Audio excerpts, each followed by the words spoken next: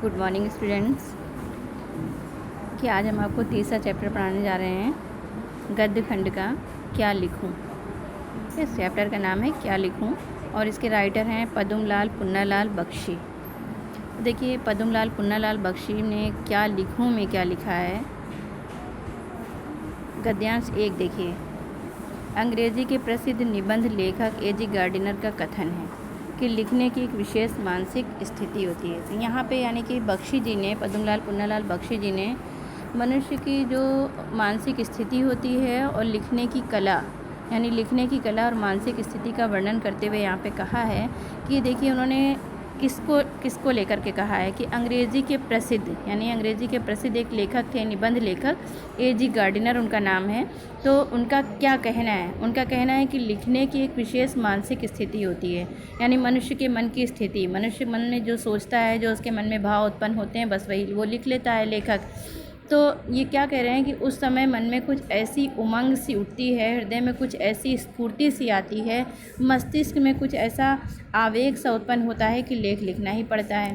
तो लेखक यानी ए जी गार्डिनर का कहना है कि जब कोई लेखक लिखता है, लेख लिखता है, कुछ लिखना चाहता है, तो उसके मन में कुछ उस समय कुछ ऐसी उमंग उठती है लिखने के लिए, यानी कुछ देख लिया, कुछ चीज़ें उसके मन में, कुछ भाव उत्पन्न होने लगते हैं, उसके मन में कुछ ऐसी स्फूर्ति सी आने लगती है। स्फूर्ति मतलब होता है ताजगी सी, उसके मन में एक ऐसी मतलब ताजगी सी आने लगती है कि मस्तिष्क में कुछ ऐसा आवेग उत्पन्न हो जाता है। आवेग का मतलब होता है मतलब उत्तेजना, जो मन की उत्तेजना होती है, वो मन की उत्तेजना उसके अंदर उत्पन्न होने लगती है कि बस वो उसे लेख लिखना ही पड़ता है, वो लिखने बैठ जाता है। उस समय विषय की चिंता नहीं रहती।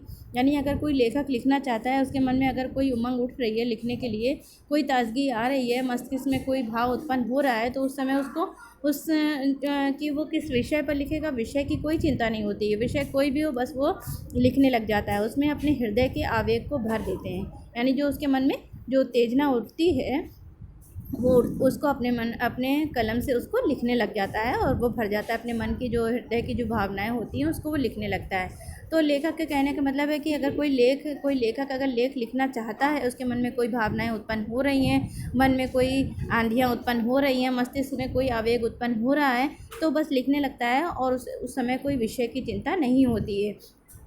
जैसे कह रहे हैं, उन्होंने उदाहरण दिया है, हैट टांगने के लिए कोई भी खूंटी काम दे सकती है। यानी अगर हैट हमें टांगना है, कोई हैट माने होता है टोपी, तो अगर टोपी को टांगना है हमें, तो खूंटी का उसमें प्रयोग किया जाता है, किसी खूंटी में हम उसको टांग सकते हैं। तो यहाँ पे कह रहे हैं कि अगर उसको टांगने के लिए कोई भी खूंटी का प्रयोग किया जा सकता है, तो उसी तरह से लेख निकलने के लिए कि जो मन के भाव हैं, हम किसी भी विषय को उसको किसी भी विषय में ढाल सकते हैं, किसी भी विषय के मतलब उसको हम किया जा सकता है। मतलब कि जो कहने का मतलब है कि जो असली वस्तु है वो है हैट, ना कि खूंटी। हैट को तो कहीं भी टांगा जा सकता है, हैट है असली वस्तु है हैट। उसी तरह से असली वस्तु क्या है यहाँ पे? लेख लिखना। तो जो मन के भाव उत्पन्न हो रहे हैं वो लिखना, मनुष्य के जो लेखक के जो हृदय में विचार उत्पन्न हो रहे हैं, जो वो लिखना, ना कि कोई शीर्षक, ना कि कोई मतलब ना कि कोई जो है विषय और शीर्षक तो बाद में उसमें वो एडजस्ट कर सकता है, लिख सकता है। और मेन चीज़ है उसकी क्या होती है, जो उसके मन के भाव होते हैं वो मेन होती है, वही सच्ची वस्तु होती है, यथार्थता उसमें होती है, विषय में कोई यथार्थता नहीं होती है। तो देखिए गद्यांश 1 है, इसके आपको क्वेश्चन आंसर करने हैं। आपको इसका पहला क्वेश्चन, दूसरा क्वेश्चन और तीसरा क्वेश्चन आपको करना है। पहला, दूसरा और तीसरा 3 क्वेश्चन आपको कॉपी में करने हैं। उसके बाद आता है आपका गद्यांश 2। उन्होंने स्वयं जो कुछ भी देखा, सुना और अनुभव किया, उसी को अपने निबंधों में लिपिबद्ध किया। यानी लेखक क्या कह रहे हैं ए जी गार्डिनर के अनुसार कि उनके जो ए जी गार्डिनर थे, यहाँ पे बख्शी जी बता रहे हैं कि जो ए जी गार्डिनर थे, जो अंग्रेज़ी लेखक थे, उन्होंने जो कुछ भी लिखा है, उनके निबंधों की विशेषता रही है कि जो कुछ भी उन्होंने अपने निबंधों में लिखा है, तो जो कुछ देखा उन्होंने, जो कुछ सुना और जैसा भी अनुभव किया, उसको अपने निबंधों में लिपिबद्ध कर लिया। लिपिबद्ध करने का मतलब लिख लिया उन्होंने।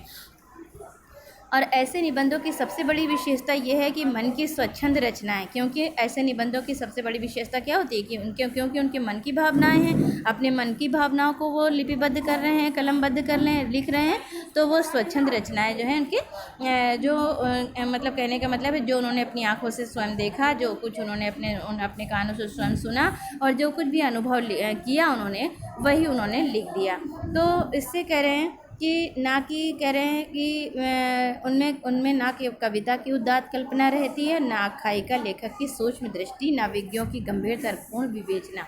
यानी ना तो उसमें क्या होती है, ना तो उसमें कविता की उदात्त यानी ऊंची उठने वाली कल्पनाएं, बहुत ज़्यादा जो बड़ी ऊंची महान होती हैं श्रेष्ठ कल्पनाएं, ना तो उसमें श्रेष्ठ कल्पनाएं होती हैं और ना ही आख्यायिका होती है। मतलब आख्यायिका माने होती लंबी लंबी कहानियाँ, ना तो लेखक के द्वारा लिखी गई लंबी लंबी कहानियाँ होती हैं कि सूक्ष्म दृष्टि, ना तो विज्ञों की गंभीर तर्क यानी जो बड़े बड़े विज्ञाता होते हैं, यानी जो लिखने वाले बड़े बड़े लेखक होते हैं, उनकी तर्कपूर्ण विवेचना होती है। उनमें क्या होती है, केवल लेखक की सच्ची अनुभूति, यानी लेखक का सच्चा अनुभव, जो उसने देखा, जो सुना, जो अनुभव किया, वही लिख डाला, तो उसकी सच्ची अनुभव होती है। उनमें सच्चे भावों की सच्ची अभिव्यक्ति होती है। सच्ची भावों को, अभिव्यक्ति का मतलब होता है अपने सच्ची भावनाओं को प्रकट करना। उसमें क्या होती है, लेखक की सच्ची भावनाएं जो होती हैं, उसके मन में उठने वाली सच्ची भावनाओं को वो प्रकट करता है। उनमें उसका उल्लास रहता है। उल्लास माने होता है हर्ष, आनंद, खुशियाँ, ये सब वो अपनी सारी खुशियों को, अपनी सारी भावनाओं को उसमें प्रकट कर देता है। ये निबंध तो उस मानसिक स्थिति में लिखे जाते हैं जिसमें न ज्ञान की गरिमा रहती है और न कल्पना की महिमा।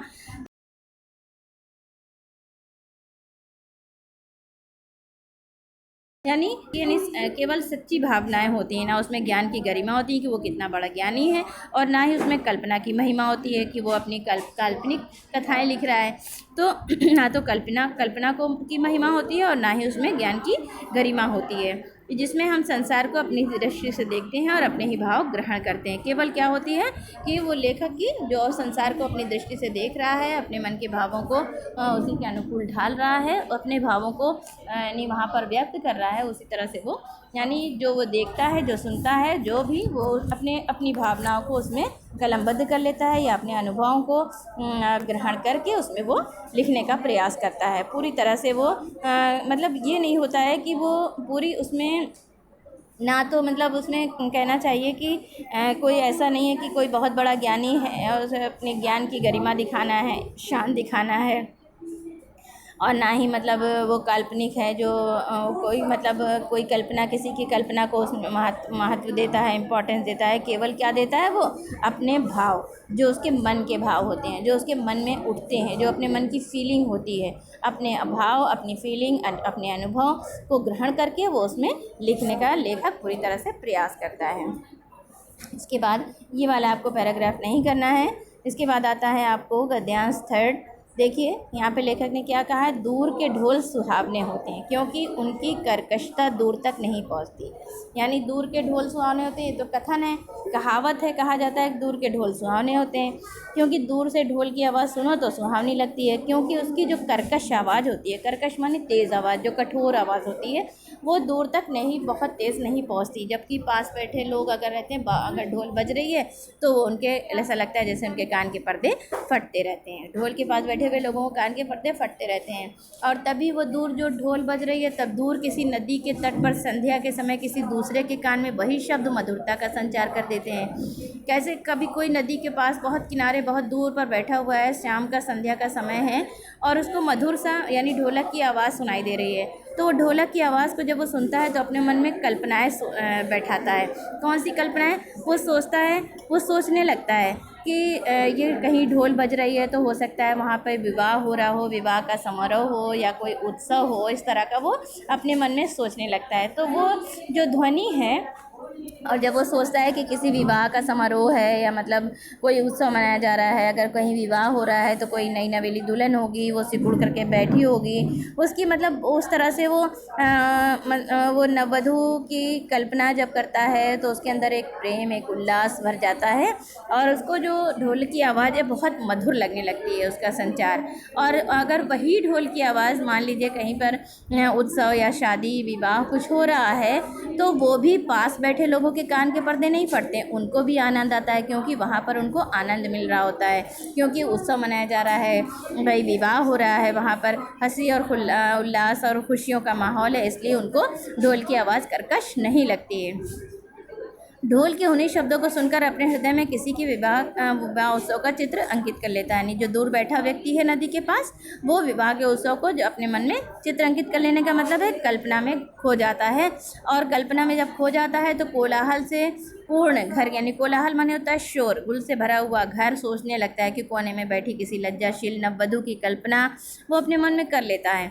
और उस नववधू के प्रेम, उल्लास, संकोच, आशंका की कैसी वो नई नवेली दुल्हन होगी, प्रेम कैसा होगा, उल्लास उसके आनंद कैसा होगा, संकोच से भरी हुई होगी, आशंका ये विषाद से युक्त जो उसके जो हृदय में जो कल्पनाएं उठती हैं वो ढोल की जो कर्कश आवाज़ होती है उसको भी मधुर बना देती हैं, क्योंकि उसके साथ आनंद का कलरव, क्योंकि आनंद के उसके कलरव माने शोरगुल के साथ साथ आनंद भी है, उत्सव है, प्रमोद है यानी खुशियाँ हैं, प्रेम का संगीत, ये तीनों मिले जुले रहते हैं।